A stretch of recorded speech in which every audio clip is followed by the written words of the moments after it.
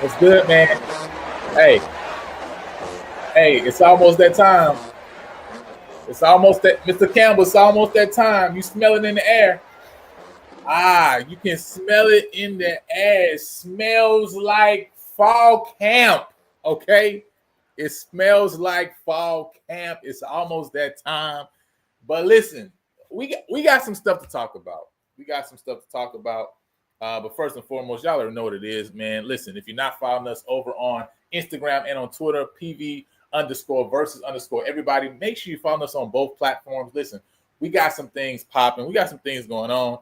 And listen, we listen. You guys just need to make sure you follow us in both places. All right, we love to have some great conversations, some great chats, right? Especially on Twitter. So make sure you follow us on both platforms. Listen, also, if you have not subscribed to the channel, make sure you go ahead and subscribe to the channel. Listen, you need to subscribe to the channel because I know you want to join the conversation, and this is soon to be a subscribers only conversation, right? So if you want to be in the chat, if you want to make some comments, man, you gotta be subscribed to the channel, all right? Because listen, the goal we're trying to reach, we're trying to get to is 1,000 subs. We're almost there. We're pushing. We're making our way towards that number. But in order to get there, hey, listen, we need your help and assistance, all right? And it only takes a little bit. It only takes a little bit of you just saying, you know what? Let me go and support the channel. I'm always here anyway. I'm always watching anyway. Let me go ahead and support by going ahead and hit that subscribe button. So if you can go and do that for me, I really would appreciate it.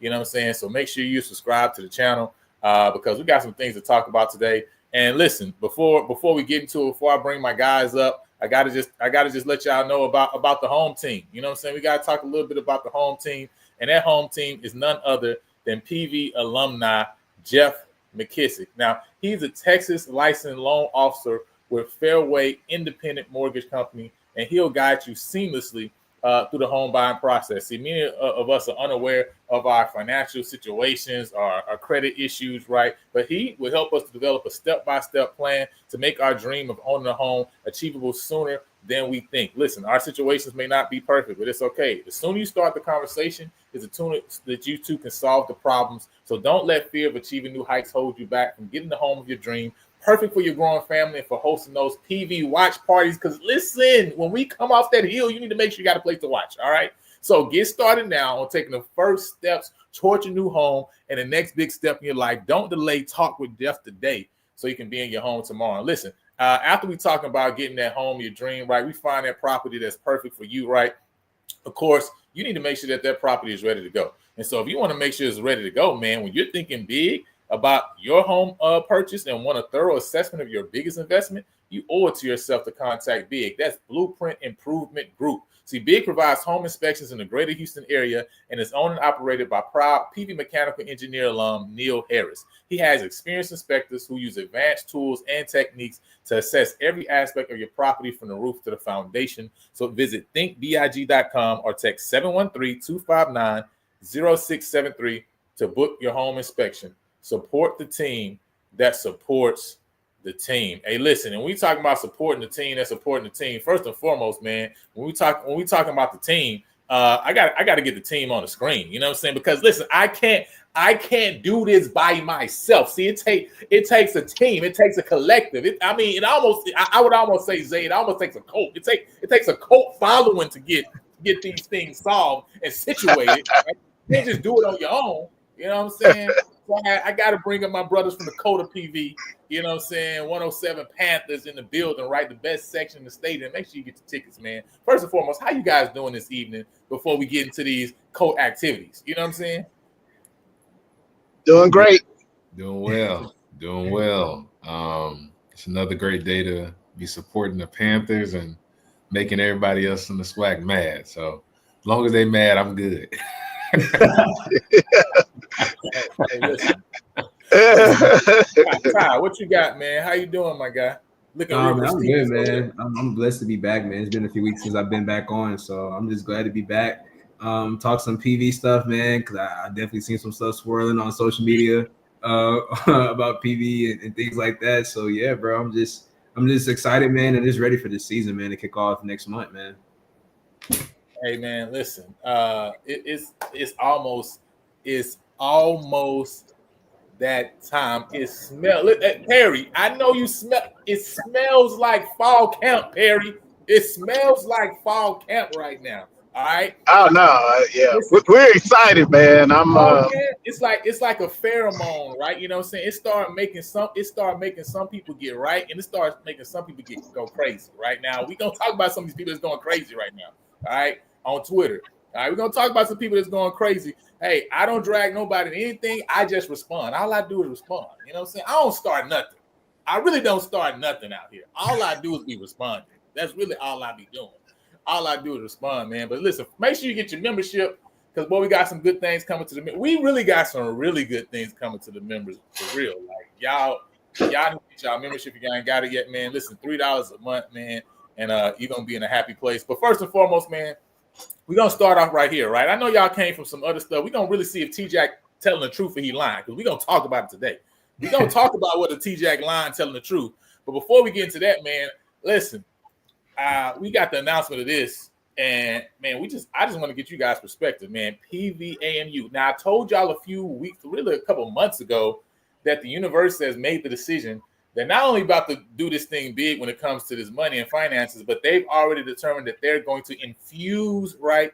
That they're going to infuse $250,000 into NIL from the university standpoint. Now, don't ask me where they find the money, because they be finding the money when they want to find it, all right? You know what I'm saying? They infusing 250 to NIL. That's not a collective. That's not money that has to be raised. That's going to be a part of the budget, right? You know what I'm saying? A part of the budget is the university's putting in 250,000 toward NIL to use to divvy out, and also they've now made and released and launched this Panther Athletic Fund, right? Which is a fundraising arm for the university and for the athletic department. What's y'all thoughts, man, on this Panther Athletic Fund, man, that's been released? Go ahead, Ty. Oh man, so for me, man, like, you know, being a former athlete, man, I think this is pretty cool. I would say, like, you know, as a former member of the tennis team, you know, some a sport that kind of gets overlooked within the HBCU space. It just gives a great opportunity for, you know, those type of people to actually get the exposure. I mean, people don't even know, but we actually have one of the top players from Barbados on our actual team, a top player, nicknamed by Zavi. So just being able to have those type of people getting those opportunities to be able to just to show what they're really made of and really get this opportunity to really benefit off of, you know, the success that they've been having throughout all athletics, and even some other people, you know, like you know, people in the past too that made a huge impact on this team, you know, kind of getting that recognition that they deserve. So I'm excited for it. That's dope. What about you, Zach? Yeah, for myself, I think that honestly, it's great. It's really great to see our athletic department be proactive, and, you know, really they've been kind of planning this and really getting their ducks in a row. And so now that we have NIL as an active component of the landscape of college athletics, very excited to see how not only they've done their part in setting up the infrastructure for us to kind of, you know, coordinate our giving, but now making sure that we also step it up and say, okay, now we have to do an increased effort even beyond what we're doing today in order to not only remain competitive, but to go and win championships, which is what we all want. That's what all of this for in every sport, in tic-tac-toe, in my media team, in your media team. We want to win, right? And so, you know, I just have to take a personal point of privilege. I just want to let it be known, Pete, and I feel like I can say this. Nobody at PV wants to lose. That's not a thing for us. We want to win and we want to be the best. And so this is, to me, signifies a step in that direction in the NIL space. And we know how we do. We know how successful a lot of us are, but we don't necessarily, this is a first. We haven't really coordinated our efforts and saying, no, this is where the money's going. It's going directly through the university to the students' pockets. And I'm so very excited to see that corporate giving. I mean, I can go all day, but this is a great move. Kudos to AD Golf, Megan Reed, right? You know, coming over and really kind of creating a position for just athletic fundraising, which is a first for us as well. So very excited. And it's dope to be able to see not only they've built in so much there, right? Because when you talk about even giving from a standpoint of, man, what if you want to give something that's not necessarily US dollars, right? You know what I'm saying? What if you want to do something in crypto space? They've already thought of that, right?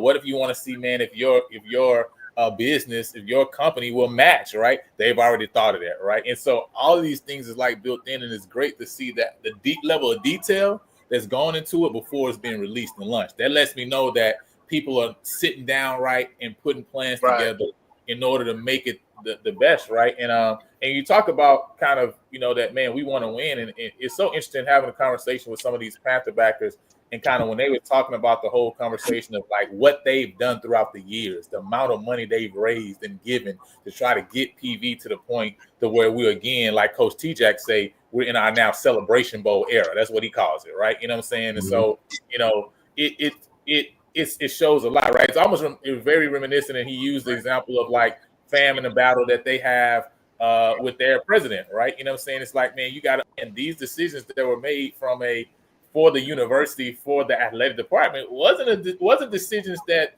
the general alum, right, and supporters wanted to be made, right? It was people who were in that presidential role and position that made us go in that direction, right? You know what I'm saying? Even against the collective thought process of what we already knew athletics was for a university, right? You know what I'm saying? And so just hearing that and hearing, you know, all the things that transpired in that history, it makes you even more appreciative of these people, these men and these women, right, who still, despite that, right, still fought and still gave and still raised money and fundraise, right, in order to make PV athletics what it can be, right, even here today. And so I'm super excited about it, man. Mr. Mickens, man, I know you off screen right now, but what's your thoughts on this PAF?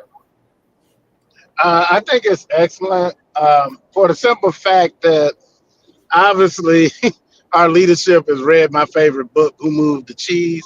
So they're paying attention to the cheese being moved. You know, it's not enough to tell some, you know, these really highly elite athletes that, hey, just come play for the pride, when, you know, other FCS schools, not just FBS schools, are saying, hey, we'll drop a couple dollars in your pocket. So that makes a big difference. And also, like you said, I think a lot of thought went into it, because they not only have that pool of money, but they also, you know, you don't have to stop there. If somebody's feeling, you know, real generous, the athletes also have individual pages. You're like, man, I really like, you know, this athlete. You can go and purchase merch from their NIL page as well. No, that it's really dope, man. So super excited about what's going on here from a university standpoint, and kind of the direction of the department's moving in. Also, we mentioned it before, but Tamar Selju has come on, right, to handle ticketing sales, right, to handle creating group sales and packages, right, to handle setting up meetings with the community, right, in order to get them on these things that we've been talking about and saying, hey, we need for the longest. We're starting to see it put in place, right. Also, we have somebody who's specifically over sponsorships, right, managing, bringing in corporate sponsorships on the large and on the smaller level, right. So it's just exciting to see all the things that's going on, man, and the things that's been put in place. With that said, man, I want to move on. You know, it's also exciting to see that we now on the women's side, Coach Goff, and Coach Goff has been, AD Goff has been doing a lot of hiring, right? You know what I'm saying? I think the man being on the hiring spree right now. So one of those hires was Coach Ty Dillard, right? You know what I'm saying? Coming on over from the University of Houston, where she's been the last a few years, right? But to see what she's been doing as far as, man, the staff she's putting in place, and we're going to touch on that, on the staff here in a second, man, because I think the staff is amazing. Like the pieces that she put in place and what they've done, where they've been, is really exciting. I think of what she's bringing to the Hill. She talked about also how she got overwhelmed with the amount of people that wanted to apply for the position, right? And so that's why it took her so long to really figure out which direction she wanted to go in. Because she was like, man, it was a hot commodity. Same thing we heard about from a football standpoint of the applications that came in. And we know some of those names, right, and those people that applied, right? But also to hear about on the women's side of basketball lets you know, man, listen, the university has something special in the athletics department that if we can get these hires right, we can see a lot of trends moving forward, going up, right? But in general, man, what's your thoughts just about what Coach Ty Dillard is doing overall? And also, these are some of the young ladies that they've brought in, right? One thing that you see clearly is that they're going for defense and they're going for height, man. I don't remember the last time I seen this level of height with the women's team in a long time, right? I mean, you're talking about 6'6", 6'5", 6'5", 6'4", 6'3", 6'3", right? Like, I mean, first of all, where you find these girls, right? You know what I'm saying? And then two, you know what I'm saying? But what's your thoughts in general, man? Go ahead, Zay. Yeah. So first of all, I'm looking at Perry White. What's up, Perry? I'm looking at his comment about Coach Pugh. Listen, as somebody who sits courtside at the basketball games and goes to the games, I think that obviously very appreciative of Coach Pugh's tenure, but at the same time, we're still PV, we're still Prairie View, and we're going to move forward. And I think Coach Dillard's coming in with a really new energy. It's exciting to see that she's just generally excited about the program. And from what I've seen, I haven't really talked to any of the new commits yet or anything like that, but selling our program hasn't really been a hard sell, right? It's been more so, hey, how can we get the right players for the type of program she wants to run? And I'm really excited to see it all come together. So haven't really dug into the stats of these recruits. I know the height thing is a big thing. Coach Pugh had some. Now I will give her credit. She had some really tall girls at times, but I don't think across the board we saw majority of the roster kind of take that next step in women's basketball that we've seen SWAC women's basketball do. We've just gotten bigger across the board, and that's all the teams, right? We've gotten taller, we've gotten faster.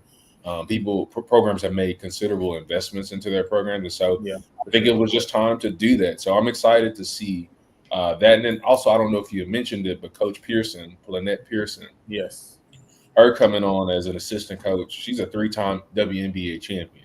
So really, being able to pull from, they're both collective Rolodex, being former WNBA players, is going to be vital in us being competitive, but also getting the very best talent we can. And his comment says Southern, Alabama A&M, Alcorn, Jackson State hold on women's basketball. I don't disagree, right? I know we're PV delusional, but just taking our delusion aside for a minute, I think that you're totally, absolutely spot on.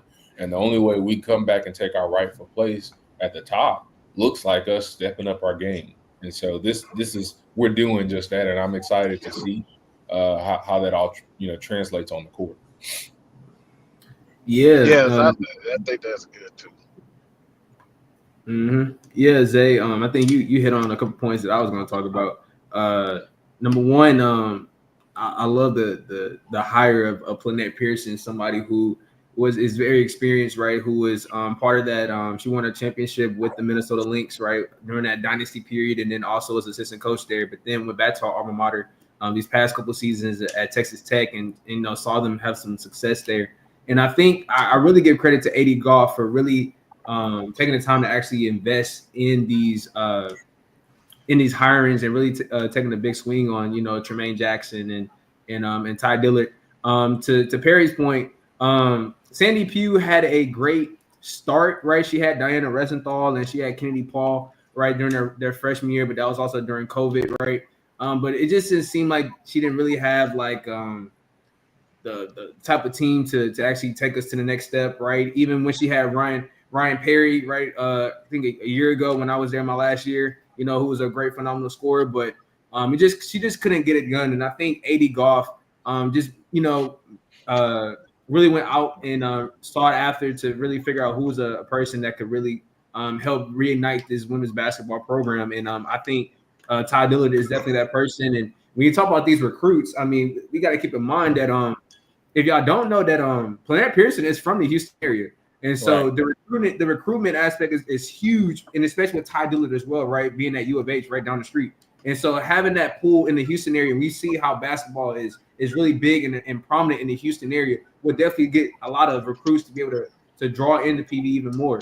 And so yeah, I'm super excited about it. They actually just hired another assistant. I think it's Isaiah Specs as well. Isaiah Specs, yeah. Yeah, so Sure like did. really liking this staff that's coming together. Bria Patterson as well, Cheyenne Butler. Like these are some great additions to this team. And I'm actually excited for women's basketball. I feel like women's basketball has kind of gone under the radar, right? The last couple of seasons, how things have gone. But I think this really will rejuvenate that basketball program on the women's side that definitely needed it for sure. If I may add, I just think one thing that I'm seeing a pattern that AD Goff is getting correct in a lot of his hires, in my opinion. These folks are coming with experience and championship level experience at that. In any and all facets, it could be Pee Wee League, high school, state level, FCS, FBS, across the board. With a lot of the vacancies we've been backfilling, very impressed to see that across their resumes, you see championship somewhere in that fold. So I think that's just a different mentality, right? Yeah. If everybody's moving in with a championship mentality, right, that's half the battle as it is. Yeah. So, and not being apathetic about, we're just gonna try to compete as best as we can. Now we're looking at and you see this direction, right? Like you see this direction that AD Goff is going, right? He's going with people that are experienced, right? He's not bringing out no fresh out. He's bringing out people that have this type of experience. And I think that's something that we definitely needed, right? We talked about it before, Lana, about how some of these coaches were coming in and they were just, they had to figure it out, but also had this level of expectation on them, and try to figure it out. But AD Goff is taking a different approach to being like, hey, like I need to go out there and get some people that know how to win, that know what wins look like, right? But it's not just on a head coaching level, it's the assistant coaches level. We can look on the basketball, on the football team. You know what I'm saying? Like our coach DG has like something like 12 championships, something like that. And he's talking about our, you know what I'm saying? Like, we just looked at Cheyenne Butler, right? Secrets now, Doc. You're telling too many secrets. They didn't need to know that one. We need to think that one, man. He got all that. Yeah. Just the went too far. No, that's big. No, I mean, I think the point you're making there is so huge because the thing about getting coaches that are experienced, it's not just he's getting coaches experience, I guess I should say, right? He's also getting coaches that are connected. And that's very important, right? Because I'm going to show the interview I got with T-Jack too from Media Day in a second. But one thing he said was right, being able to hire the right people is because of the right, you got to be able to know the right people, right? And, that's a big part of it. And so you talk about a Ty Dealer, Lynette Pearson, where you're talking about people who have connections, right? They built connections over the years where they played, right? Not only just in WA, but also in college ball too as well. And so that makes a huge difference in terms of them being able to bring the right people on. And so you see also that they have brought on those people who have years experience and also those who have who are some younger, like the gentleman here, Isaiah Specs, but also with the young lady, right, Cheyenne Butler, and also Bria Patterson. These are recent graduates, right, but also have coaching experience, right, like Cheyenne Butler, who went and won a California State Championship the year after her team didn't win any games, right? That's crazy. Crazy, right? You know what I mean? So, I think they're making the right hires from an assistant standpoint, right? And so at the end of the day, I think that's the thing, man, that we got to applaud right now is that, he is bringing in people with experience. And I think that's huge. I think Perry had a question that's really good here too. What's your thoughts on the Thursday night games for women's basketball? How do you feel about it? What's your thoughts on that? I would say, because I travel up to the games from Houston, just go right up the way to go to the games. It's great that they have their own day to shine. For the women's team, I'm definitely in all support for that. I think from a fan perspective, particularly with PV, because we're not in a urban setting where we have a small community off the campus, but it's, there's still homes being built. So that's still being developed out. It really becomes a little bit more of a task to get up there on Thursday for just one game. So if I'm going to go, I think the old model of having two games on the same day made a lot of sense, particularly for Prairie View, right? Now, if I'm like, say, a Jackson State or a Texas Southern where you're literally in the neighborhood, that's a little bit different. That looks, because it's not a heavy lift to just say, I'm going to go across the street, after dinner, I'm just going to watch this game. So I think that keeping that in mind is a little bit different, but all in all, them having their own day, us really centering the focus on the future is women's sports. We're seeing it with the WNBA and how that's really transforming with Angel Reese and Caitlin Clarks and all the personalities. I think that, that aspect of it is wonderful. Yeah, I think your answer could be, different based off of, if you're on campus, living near campus, or you're away from campus. I know for me, I like the double headers when I was on campus. You know what I'm saying? Just be able to go to women's game and then right after that, fall right into the men's basketball game. I thought that was pretty, significant on my end. But I actually, I kind of agree with Zay. I like the fact that the women's basketball is having their own day to kind of like, prove themselves and not, having to have that or this notion that, the only reason why they come to the girls' games is because, they're really going to the men's game, but they had to go to the women's game first. I know at PV, one of the biggest games was when we played TSU at PV. And so, like, a lot of people have to go to the women's basketball game just to be able to get in for the men's basketball game, right? But them having their own day, we'll just let them know, like, hey, like, we're here to support you all and giving them that support that they need and not having to like kind of like bandwagon off the men's basketball team. So I think it's good for him. Yeah, Mr. Carey, what's your thoughts? Yeah, I think it's good too. I think them having their own day is good. I just like for it to be a little more marketing push behind the Women's Day because it's such a, we're kind of used to the games falling on the big ones falling on a Saturday. But if the women have a big game that's on Thursday, I think a little more push on the marketing side would really help because you don't think about it. So I think that would be key. And then back to the new coach, just real quick. If you follow their social media, you can see that I think our previous teams had good size, but they seemed to run out of gas and could have used a little more toughness and speed. And I think that Coach Dillard had looked at that. She must obviously have watched the teams, but they're already out in that 90-something degree heat, getting in wind sprints and running, and getting some really hard work in already. So that lets you know, no shade against any previous coaches, but it just lets you know how serious she's trying to be about making this team turn around. Yeah, and I think at the end of the day, this is not something that's going to be an overnight thing. Even with how she's recruiting, right? One thing that you see, she is spending time recruiting through the high school ranks, right?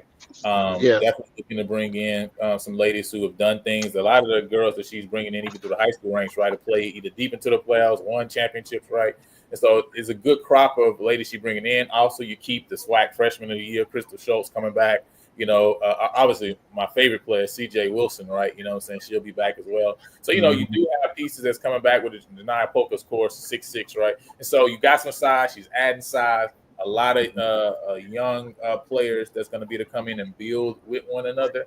And so I definitely think this is something that she's looking to build over time, right? I do think that we're going to see a very heavy defensive philosophy, right? She talks about that. Herself, right, was a defensive person, right? Isaiah, right, was a defensive coordinator for Indiana on women's basketball team the last 2 years, right? Very specific on that. Same with Lynette Pearson. So they're going to be defense heavy for sure, right? You know what I'm saying? Look to turn defense to offense.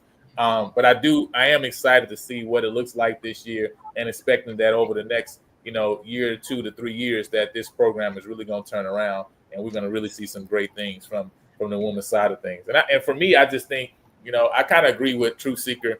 I think certain games are better than necessarily maybe all games. I do like they have the ability to do it, but I do think it's good. And I think we did it last year too, to where some games we said, well, we're going to just keep the doubleheader model, right?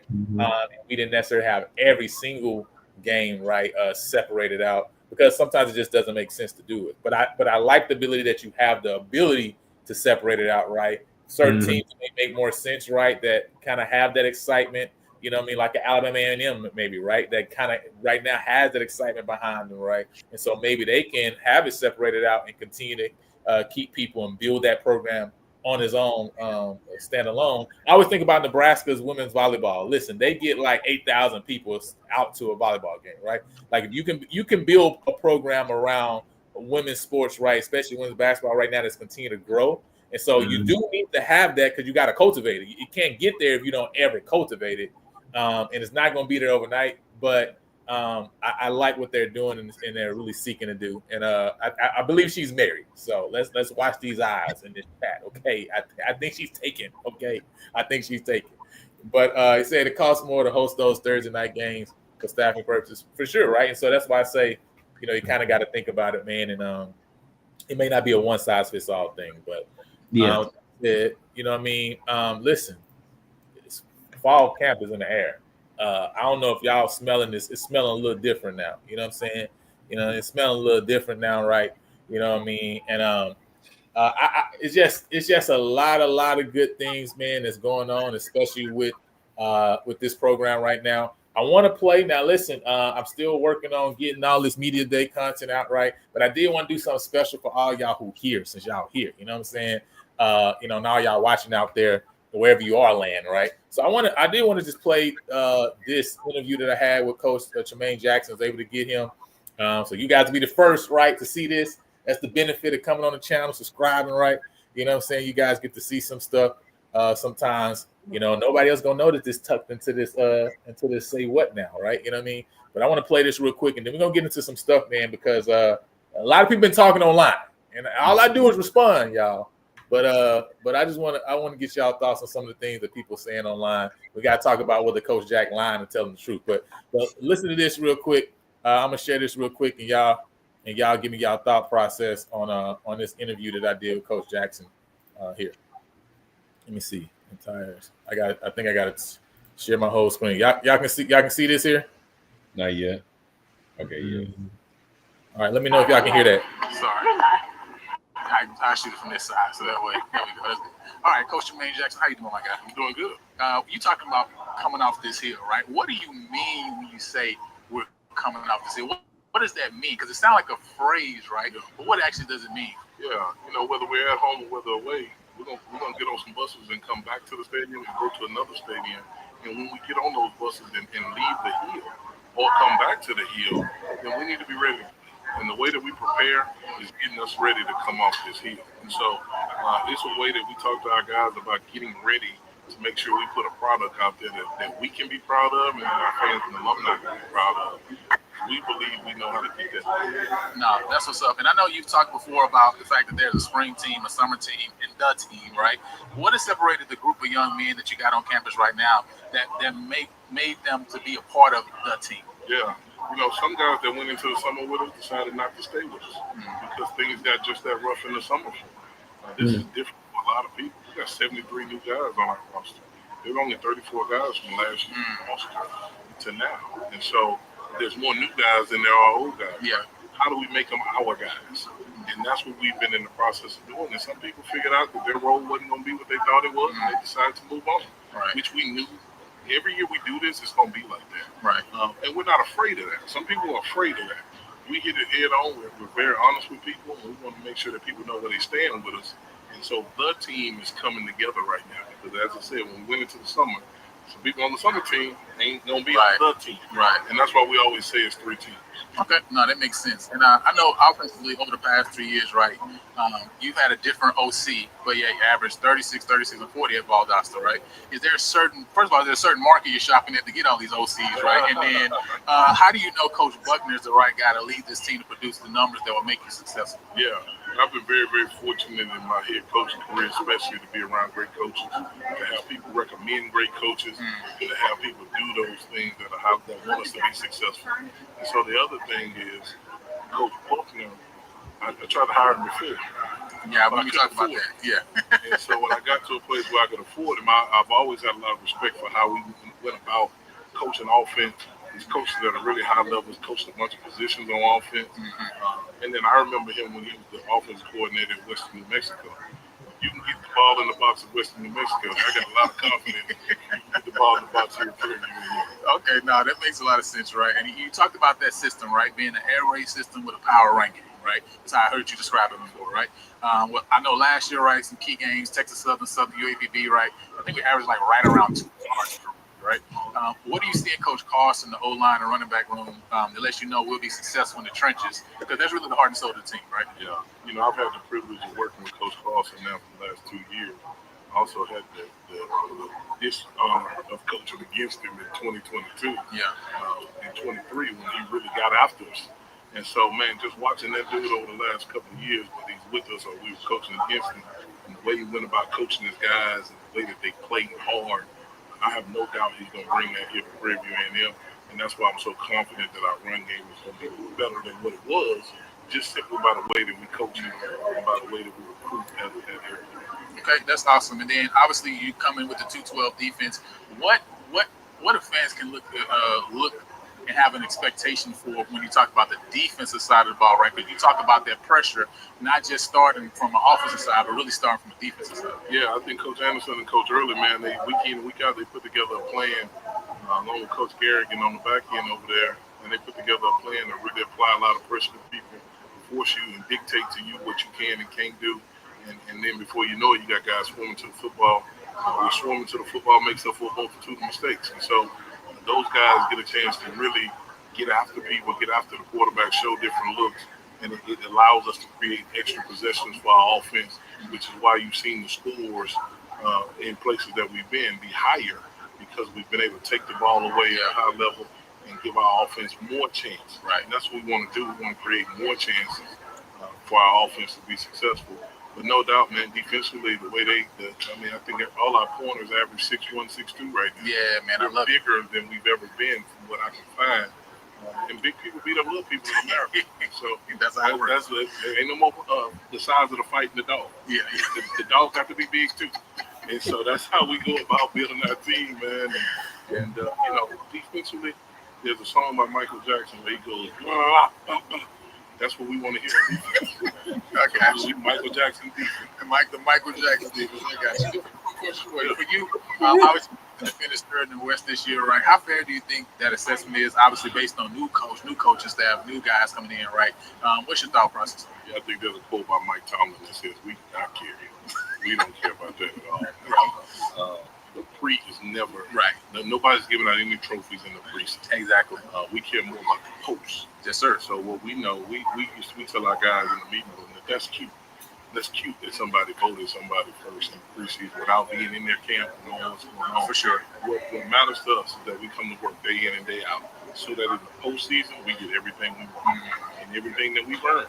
But we won't know what that is. Right. That's true. And so all we can do is keep our head down, treat compliments and criticisms the same, and keep moving forward, keep moving this program. That's what's up. And then what does it mean to you to be in this role at PV, knowing the highs and lows of the program, and how have you made the players aware of the rich history of PV as well? Yeah, it's funny you say that because we're teaching our history. We're teaching the fact that Otis Taylor played here. Yeah. King of Houston. Yeah. We're going to honor those guys by retiring those, making sure those jerseys are not worn. That's what's up. During our time. Wow, that's big. Number 17 and number 29 will not be worn this season, because we got people that we need to honor. We need to really go back to our past. Wow, that's awesome. And in doing that, you teach your players the standard of the program. Everybody knows what we were in the 90s. We got to let that go. Yeah. We got to let that go, and we got to be judged on what we are face value. But I do think people need to know at one point, Prairie View A&M was the big bad. Yes. And so we're working to get ourselves back to that in this day and age. Right. And so our players have been really good with learning the history. We've been playing football since 1907. That's why it was important that we had the highest team GPA in the history of our program, because that history goes back so long. And so it's been, we've had former players come back and speak.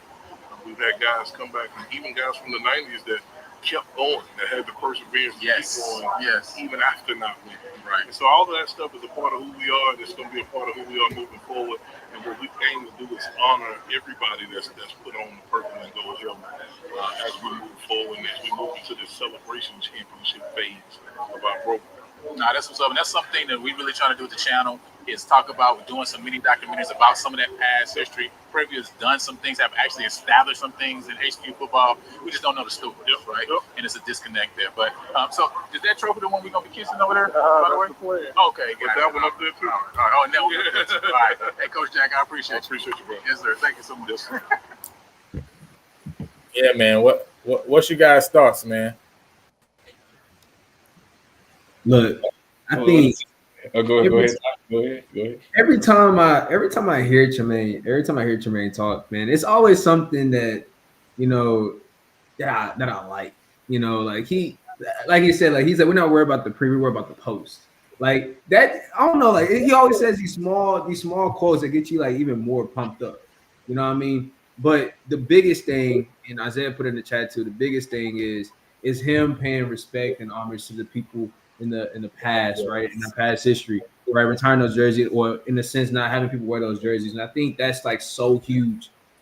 Just paying homage to Otis Taylor and those type of guys, because they did have a huge impact on our campus and everything. So I think with Tremaine, setting the tone, setting that culture, but also like having them understand our history as well. I think that's a great balance to be able to have a good football team.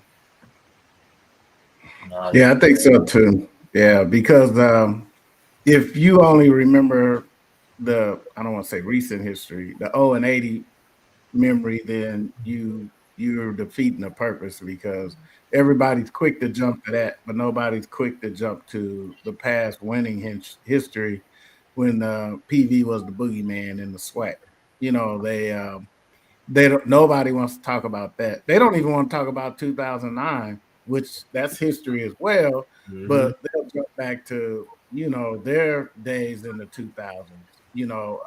They don't want. They want to talk about that, and then the other thing that they want to talk about is recent history, where you have to admit PV would break your heart.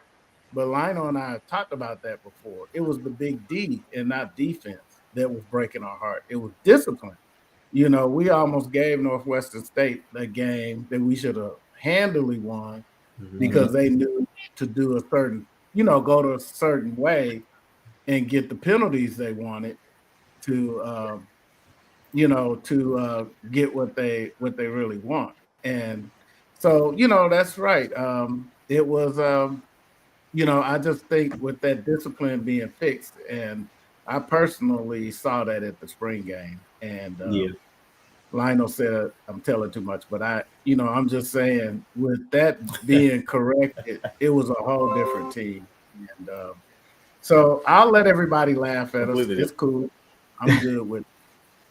Yeah, no, the history portion is definitely huge. I made reference to it on the show we did the other day, but I think my audio issues were kind of messing it up, so I'll bring it up again. So, for example, a lot of people are not familiar with the Prairie View Bowl, excuse me. The first bowl game in college football was the Rose Bowl. We all kind of know that.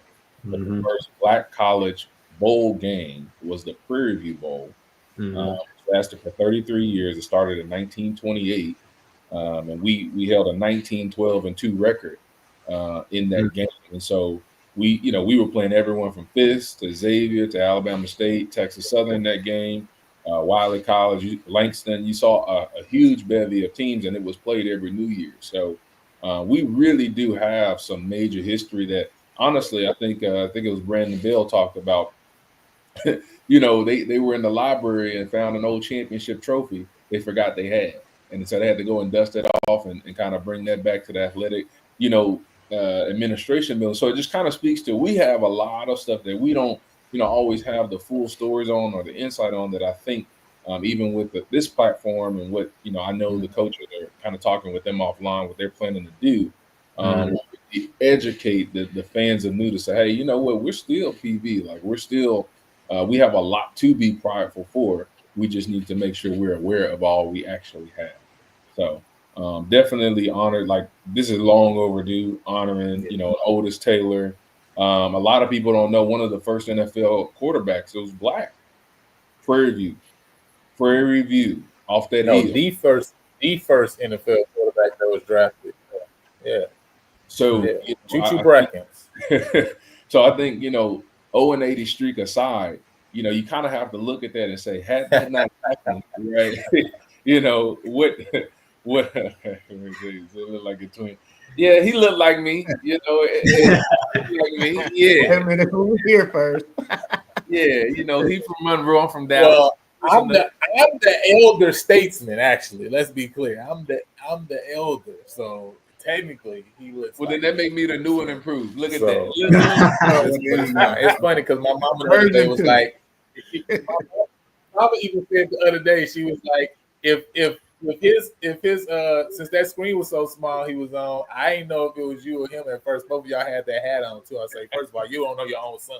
This is a problem. Okay. This is a problem right now. Oh man. Oh But man. and But the yeah, so other it's thing I real, wanted- man. But what? I was just say the other thing I wanted to point out about the interview. No, go ahead. Expectations. A big thing that I've respected about Coach Jack and his whole coaching staff is they've set expectations from the day they step foot on campus, and they've stood on business about with any and everybody. It doesn't matter the recruit. It doesn't matter how much NIL money you got before you was here or how much you may be getting while you're here, right? The expectation is the expectation. And, being honest with these players, either, not everybody is receptive to that in a good way, but a lot of the guys who are with the team, they have said unequivocally, like, hey, we appreciate the honesty because it's what we need to actually become better. So really respect that about the coaching and the staff. Mm-hmm. No, for sure. And I want to pull this quote up here, right? This is from the 2025 Football Perspectives that was released the other day. Say we don't play to go 5-7 and try to win again next year. The standard is to win every rep, every game. Every rep, every day, and earn our way to Game 14, the Celebration Bowl in Atlanta. He also had a message for Panther Nation. We need our fans. If you want to expect championships, show up and support this team. That energy matters. We're building something special, and we need the city, alum, and students to be all in. So he's been very clear, right? Another statement he made at Media Day, right, the other day. Let me see if I pull this up, right? They asked him, what's your year one goal, right? Like, what do you want to come to year one? He said, to host the SWAC championship game, win it, play for the Celebration Bowl, win that too. He said, you got to realize where we're coming from as a staff. We lost the national championship game. Every morning I wake up, that's all I can think about. That's all our coaches can think about. Just because we're in year one don't mean we're going to water down our standard.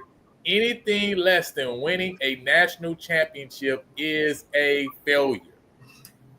Mm. Now, at some point, it's like, is he just talking or do he really believe what he's saying, right? Because, at first you kind of just think, man, come out press conference, this just talking points, right? Like, this just a goal that we want to have, right? And at some point down the line, we're going to get to this thing, right? But over and over and over, he keeps basically saying the same exact thing in different ways, right? And it's the thing we talked about the other day, Dave Campbell. Then I want to get you guys' thoughts, right? I'm not sure our fans really believe we can get that done in year one. This is a totally different interview, by the way, right? Mm-hmm. I think they want us to because it's good for them to talk noise to other people who went to other schools. But I hear the chatter about how it normally takes me until year 3 to win. If you think it's going to take me until year 3 to win here, I'm a white man. What are you guys' thoughts on this? Because like it's over and over and over. He's tripping me out on that one. Saying the same thing over and over. Like, listen, I'm a white man. If you think it'll take you 3, I'm a white man. Coach is black as me, so I don't think that I definitely get what he's putting down out there. And once again, like I said, it's the mindset, but also the habits, right? These guys have really backed up a lot of what they said they were going to do outside of play on the field, right? With structuring the program in a certain way, right? We all know the intimate details of that and what that's looked like. And so I think this is just falls directly in line with that. He's saying, hey, you know what? That's our mindset. It should be our mindset. We want to win every year, right? We're not trying to set up anything to win by year 3, and we're at a place where we can win every year. We do. That's my thoughts on it. Now he's saying, what is this D2 coach gonna do that Willie couldn't do? And then Perry asked the question, well, why couldn't Bubba get it done? That's his honest question. What's y'all? I got my thoughts, but I'm gonna let y'all take it first before I got my thoughts too, but I gotta let somebody else warm it up. Oh my God! All right, is that what it is? Y'all can't just say what's on y'all mind. I'm the youngster, so I'm gonna get get cut off from a pound cake possibilities. All right, I'm the youngster, so I'll start a pot. So I think the issue with Bubba not be able to get it done. I mean, it started with discipline. Like they had a lack of discipline, like on that football team. Like you look at so many careless plays, and I look at the ability to not have a competent starting quarterback. Also, I look at the inconsistencies on the offensive end. I look at how our defense was not playing at the level that they should have, and a lot of that stuff just started to kind of fall apart.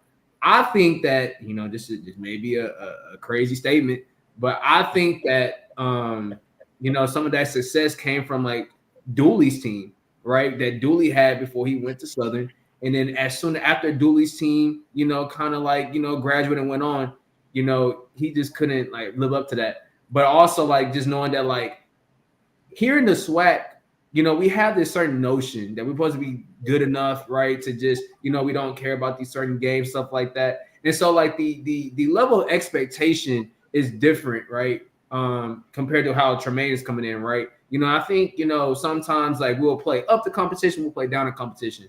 Right. And I think that also kind of messes up some things as well. Right. And like I said, I think it all boils down to like the lack of discipline aspect of it, and them not able to execute and them not able to have that go-to play to be able to do something. They had some great wins, but they all had some terrible losses as well. And so I think that all that kind of played into Bubba not be able to get it done at PV. Yeah, listen, I go since for some reason I don't know why everybody's scared to say what they really I'm not think. scared. I'm just. But listen, let me just say it like this, okay? And I think Ty already alluded to it, but let's back. And I remember when Bubba was first hired. And by the way, right, I say this all the time. I keep saying it, right. It don't matter if a player's play here and transfers anywhere else. I still respect him. He's been a Panther for life, especially they graduated, right? Same thing with Bubba, right? Bubba has done some great things for the university, right? He's awesome. He's done some great things for players, right, who come through this university. So it's not a shot at Bubba's character, anything like that, right? But we just talking about why he couldn't get it done, right?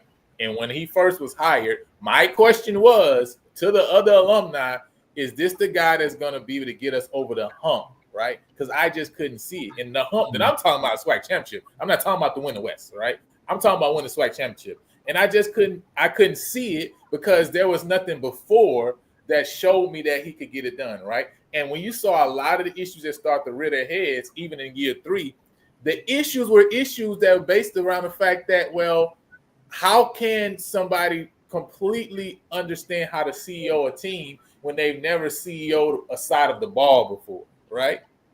AKA the defensive coordinator, right? Before. They've never been a DC. They haven't done that. They haven't had to understand how to oversee this unit.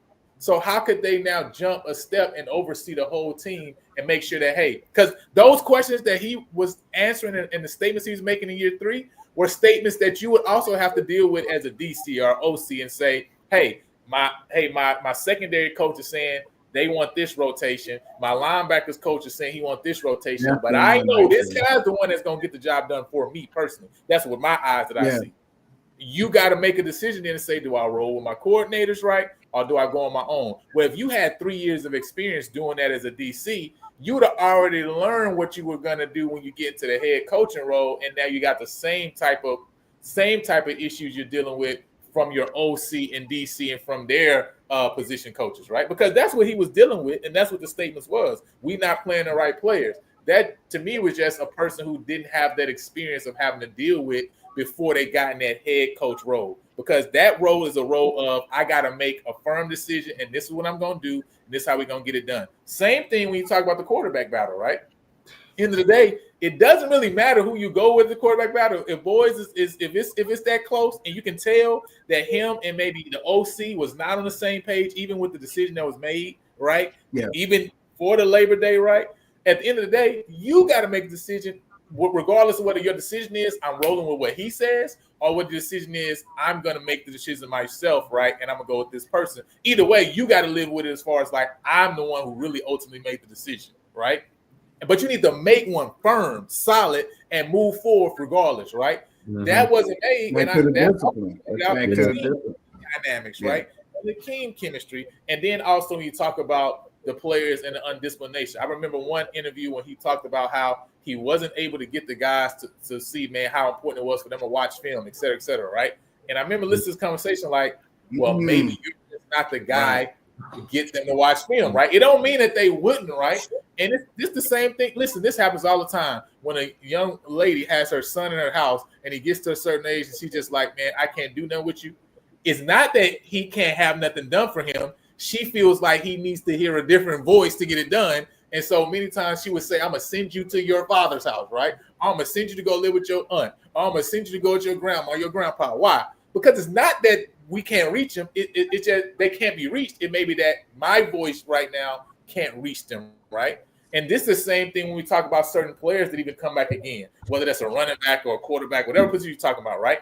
There's people, because one thing I've noticed in kind of studying T-Jack, even before he got hired to now, he always puts it on coaches. He say before he puts it on players, always puts it on coaches because you the one that brought him in. You the one that put him here, right? So why can't he get it done? Why can't he execute this thing? And when I just look at recruiting and see the type of guys that schools go out there, I'm like, a lot of these schools, we going after the same people. A lot of these even G5 programs and high FCS programs, they're going to get a kid that didn't do nothing at even at HBCU sometimes. And I'm like, why are they going after that kid? And I'm like, you know what the difference is? Coaching is the thing that we can't quantify, that we can't see, that there's no necessarily stats or numbers to per se, right? That you can't just literally go look it up real quick on Google, right? But that makes the biggest difference. And the reality is, if you got the right coach, man, this is even with business, right? You get the right business coach, your business can go crazy, right? You know what I'm saying? Why not different when it comes to football, right? That a player who had a bad year 1 year with that still has a certain skill set already there, another coach could take it to the next level. So I hope that makes sense, right? Like there were certain things that I feel like he didn't get because he needed to go through there's a reason people go through the routes they go through until they become a head coach, right? I feel like he skipped a step, and I feel like ultimately it was what may have caused him not to be able to not only get the job done, but maybe that's affecting even now, right? The here and now of him being able to maybe get another position or whatever, because he really never went through that process yet, right? You know what I mean? So that's my thought process. He's kind of dealt a bad hand because he wasn't, and I don't know the HR part to know if he was even given those tools or not, but he wasn't given the experience of the people management. Like you said, if he had been a DC, he would have had to manage the D-backs coach. He would have had to manage the defensive line coach. So when we talk about discipline, it wasn't that it was just the players. It was also the things he had to pull together on defense because like Boone said, depth at positions. You know, there's no reason that year we went to the championship that we should have had only two quarterbacks. You know, that came back to bite us. And I just really think it was just, and then there was some personnel things he would have liked to see different. Where you the head coach, you know, you can overrule some of that, you know, especially if my job is mine. I'm going to overrule some of that stuff because I really believe that one of your future hosts, you know, I call him Switchblade because the Swiss Army knife, because you could use him anywhere. And they didn't use him enough. I saw him sitting way too many games that he could have helped us in. And I just think that, and also they struggle with teams that had the G part of dog, grit. If a team had grit, I think our team was too nice. We didn't put a foot on somebody's neck. You know, teams had no problem hanging 50 on us, but if we got a 2-touchdown lead, we would kind of like, you know, be like, well, okay, we can, you know, we don't have to keep on them like that. Then next thing you know, you lose in the valley. And so, you know, that's the kind of thing. My thing is it's football. If you beat them 100-7, they came on the field. It ain't your fault, you know. So I've been on both ends of that, where I got the tail beat out of me and where I beat the tail out of somebody. So, once again, though, I appreciate Bubba's efforts and time. He stayed at PV when you know, other people wouldn't. You know, he hung in there, but I think you know, being ready for that day-to-day administration of the team and making adjustments in the game. You know, we should have beat UIW that year that they beat us, but they made adjustments. We didn't adjust back. And so, and my last point, get off the soapbox.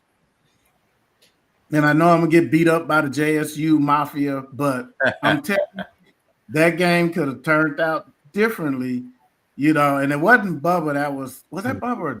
That was Dooley.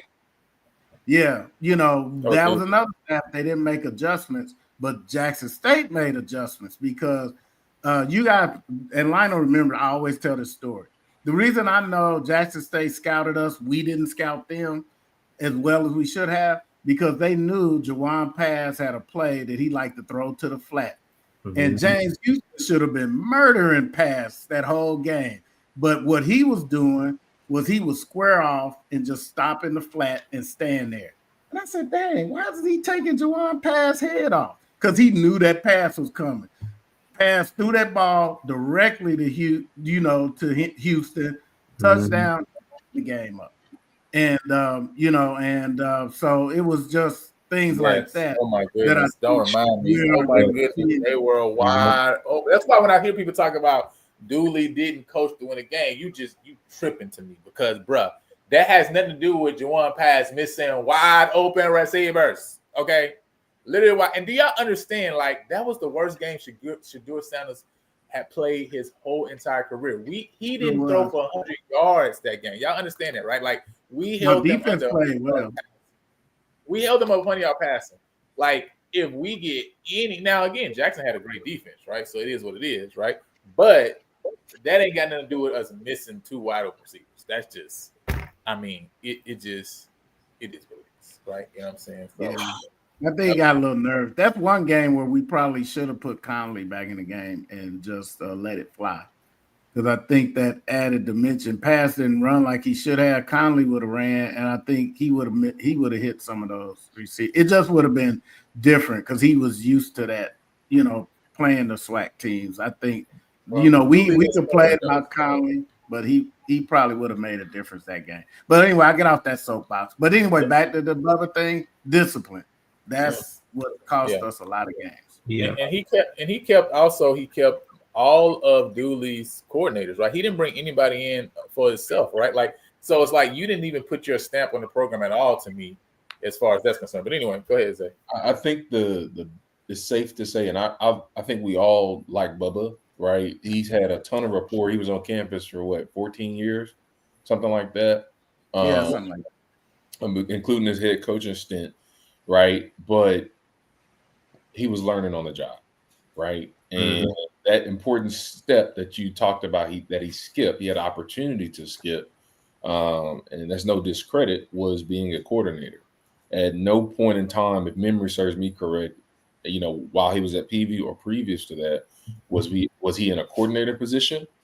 And I also would like to reference something that TJ talked about with his first head coaching job at Colorado Mesa. He talked about in an interview, he said, you know, when I first got there, I needed to figure out, how do I want to structure practice? Exactly. What is my philosophy? Like, I had an idea of my coaching philosophy, but I had never executed it, let alone had to tell a 20-year-old, 19-year-old young man, you know, hey, this is what we're looking out, you know, this is what we're expecting out of you, how to deliver that message, when to be a lot more firm, when, you know, what does that look like? And you have to go through that step, right? In order to come up with a true game plan to be confident, quite like what we're seeing play out currently. And so I feel that was a big part of it. Now, the thing is, Bubba could have been the GOAT, right? And why I say that is because if you look at year one, had we not lost to Mississippi Valley State, which is, I like Valley, there's no disrespect, but they are, you know, the lowest in all of FCS, right? In all of Division I college football. If that is your only roadblock to getting into the championship game year one, right? That wasn't a good sign. That wasn't a great time to lose, right? We double back the following year. We make it to the championship, but we obviously know how that happened at FAMU. I was there in the rain, probably few words that I can't say on this channel, right? But you know, and you know, we made the journey to do it, but we learned from that standpoint. And I think the final year, what really did a lot of people in was expectations were, okay, we've won the SWAC West, we've been in the position to win it twice, right? And technically, he got a share of the SWAC West because we tied Southern his first year, right? But you know, with our record and all that. But anyway, so we've done that. We don't care. That's a district championship. We really don't care about that. That's just something you have to do in order to get in the game and win the game.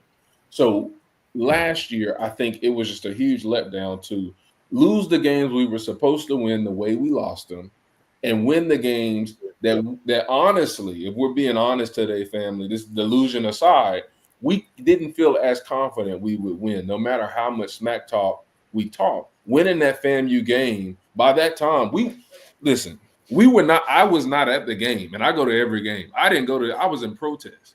Okay, like, you know, this has to stop because this is not trending in the right direction, right? I'm just saying what has been in the group chat in public here, okay? That was what it was. And to win that game and then to double back and go to Bama State and lose from 9-6 made no absolute sense. And then to say, hey, to get on the coach's call where everybody watches and say, well, the players that I want in the game are not in the game. You're the head coach, period. Yeah. That's not up for discussion. So I think that there was no control of the team after a while. And unfortunately, like I said, this is no personal attack at all. But I'm very passionate about this. And I felt like it was a different team week to week, and it was 2 up and it was 2 down. And when we had our highs, they were high. And when we had our lows, they were low. So, I mean, that's literally what it came out to. And you know, people like to say Prairie View doesn't have an expectation. That's a lie. That's a whole lie. We do. Right. I heard the language that was being said by people, okay, in the stands. Yeah, me too. Oh yeah. So that's not true. We didn't spend all this money on a stadium to just be okay. Okay, so you know, I think all in all, like I said, that's kind of what that whole situation kind of came out to be. But we appreciate the contributions to the program because now we figured, okay, this is just, we need to do things a little bit different in this landscape. So yeah. And I have one more quick thing. I want to bring up something because I think it's kind of fairly important. When Bubba got